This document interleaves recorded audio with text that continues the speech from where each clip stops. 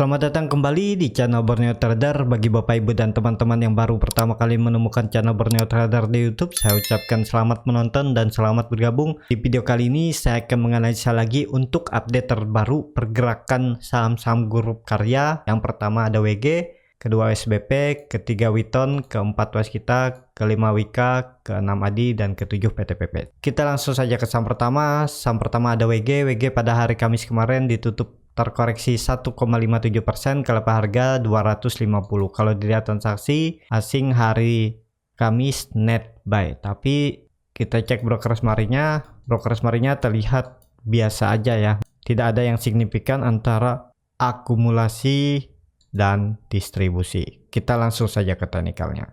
Secara teknikal WG menurut saya masih bagus, masih berpotensi ke atas. Semoga bisa menguji terdekat 270, dan kalau itu bisa dilewatin, arah selanjutnya WG ke resistennya 290.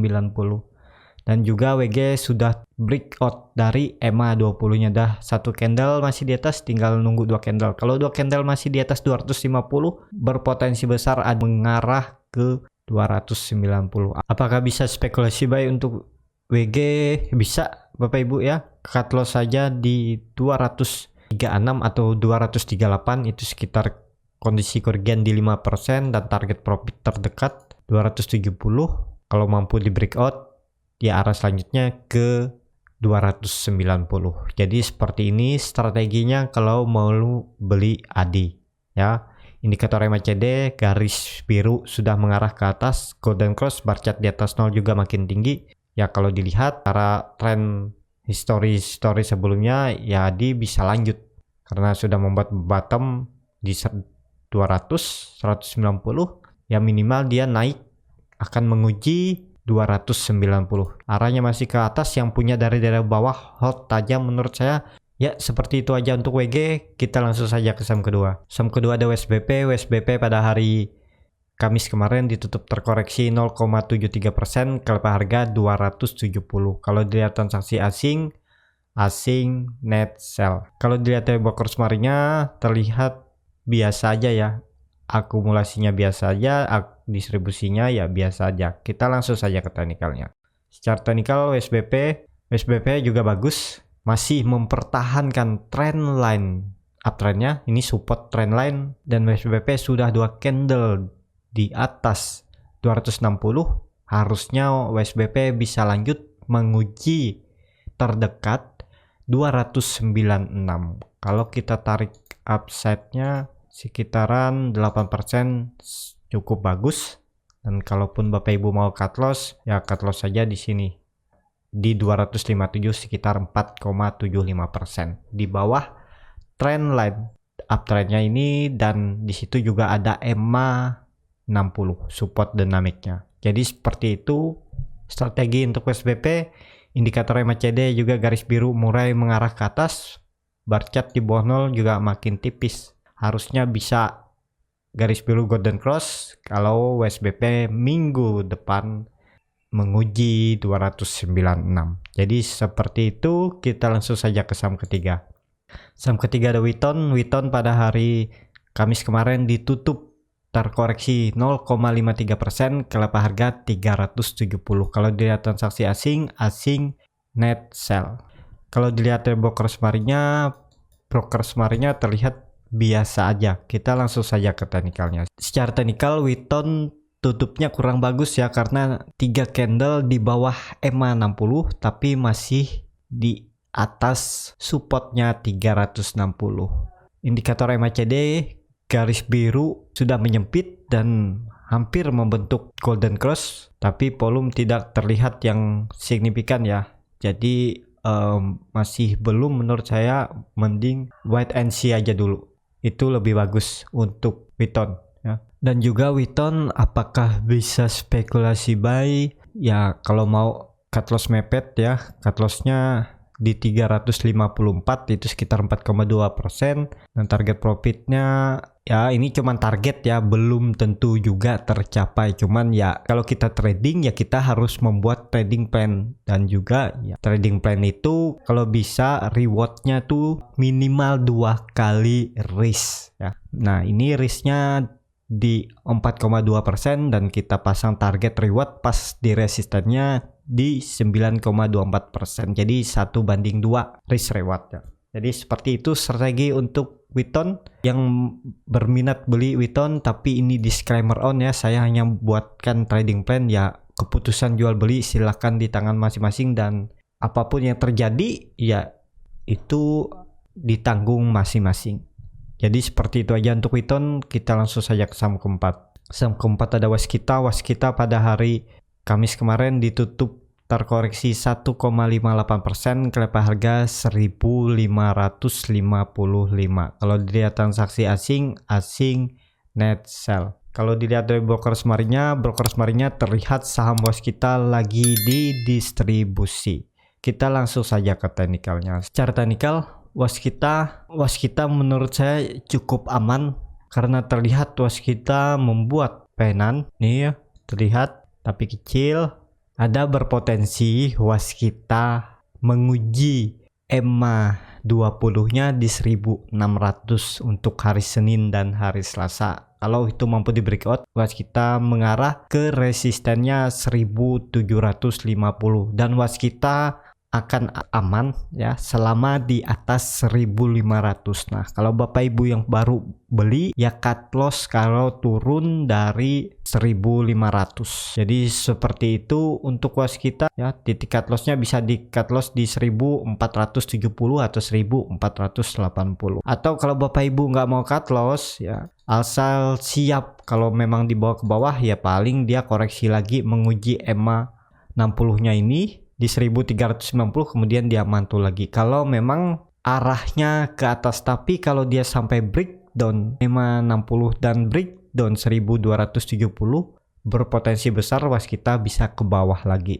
Tapi itu kemungkinan sangat kecil menurut saya, jadi nggak perlu takut lah untuk Waskita. Waskita cukup bagus juga, terlihat ini ya seperti membentuk pola double bottom ya harusnya bisa menguji lagi nih minimal ke 1750 untuk Waskita. Kalau dilihat di volume saat koreksi Waskita volumenya tidak ada dan bercat di bawah 0 juga makin tipis. Indikator MACD garis biru juga melandai dan mengarah ke atas ya, berpotensi untuk Waskita juga minggu depan rebound ya. Jadi seperti itu aja untuk Waskita. Kita langsung saja ke saham kelima. Saham kelima ada Wika. Wika pada hari Kamis kemarin ditutup terkoreksi 0,75%, kelepas harga 1975. Kalau dilihat transaksi asing 4 hari kemarin net sell. Kalau dilihat dari broker semarinya terlihat memang saham Waskita lagi didistribusi. Kita langsung saja ke teknikalnya. Secara teknikal Wika juga ya pelan-pelan dia mengarah ke atas dan Wika mempertahankan EMA 60-nya dan harusnya Wika minggu depan juga bisa mencoba menguji resistennya di 2100. Kalau itu mampu di breakout, arah selanjutnya Wika bisa ke 2300 sampai 2400. Dan harga sekarang apakah bisa spekulasi buy? Ya ini sudah harga tanggung ya. Cut loss-nya dalam nih di 10% kalau Bapak Ibu berminat. Cut loss di 1765, target profitnya tapi mepet aja ini di 2100. Kalau mampu breakout ya arahnya ke 2200 dan 2400. Jadi seperti itu ya strategi untuk Wika. Kalau kemarin Bapak Ibu coba spekulasi buy di bawah sini ya bisa, sekarang udah di harga tanggung ibaratnya. Jadi kenapa saya bilang harga tanggung, karena kalau Waskita gagal breakout 2100, kemungkinan besar Waskita akan ke bawah lagi ke daerah 1880 sampai 1800. Jadi seperti itu aja indikator MACD, tapi garis biru mulai menyempit dan di perbatasan 0.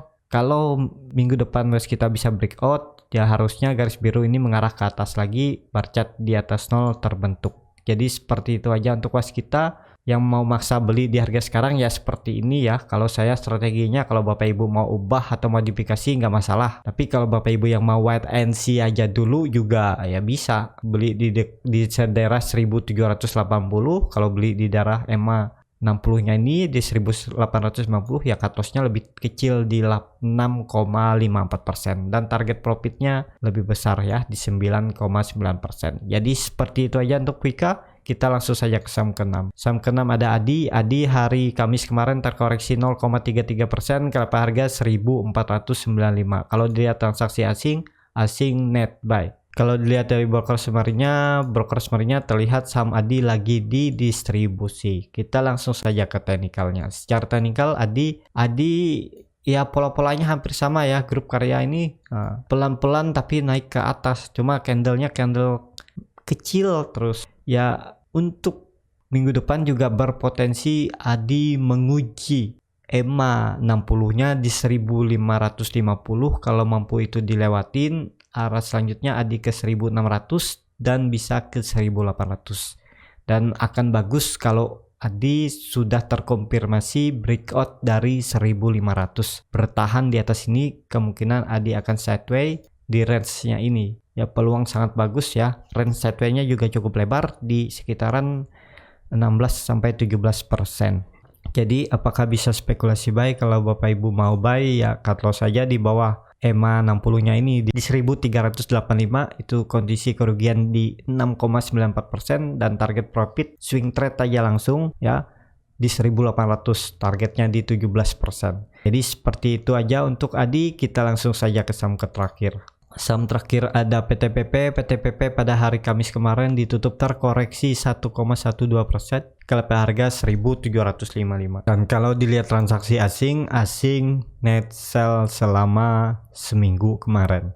Kalau dilihat dari broker summary-nya PTPP didistribusi oleh YU yang sangat besar di 80.000 yang nampung kecil-kecil. Kita langsung saja ke teknikalnya. Secara teknikal PTPP polanya hampir sama ya. Nah, pelan-pelan tapi naik ke atas candlenya. Jadi ada berpotensi juga PTPP menguji EMA 20 di 1815. Kalau itu mampu di breakout, PTPP bisa mengarah ke 2000 sampai 2080.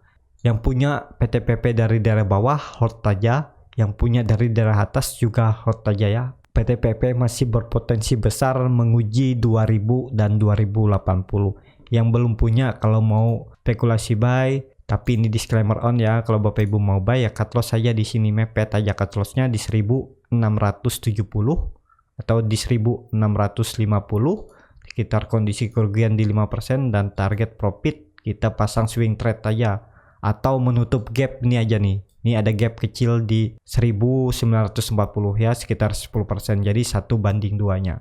Jadi seperti itu strateginya. Dan juga PTPP saat dua candle ini tidak ada disertai volume dan candlenya juga masih tutup di atas support. Jadi ya ada berpotensi untuk rebound.